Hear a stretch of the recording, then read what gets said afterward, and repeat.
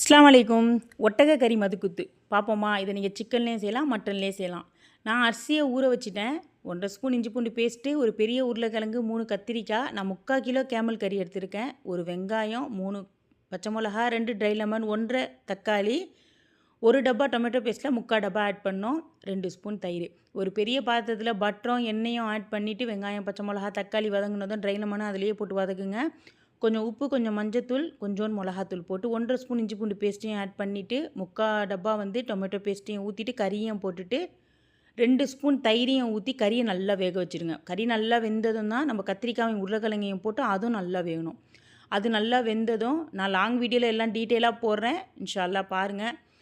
அது நல்லா வெந்ததும் அரிசிக்குள்ளே தண்ணி அதில் ஆட் பண்ணிவிட்டு அரிசியை கொட்டிடலாம். அரிசியை கொட்டின பிறகு 20 நிமிஷத்தில் நம்மளோட சுவையான மதுக்குத்து ரெடி ஆகிடுச்சு.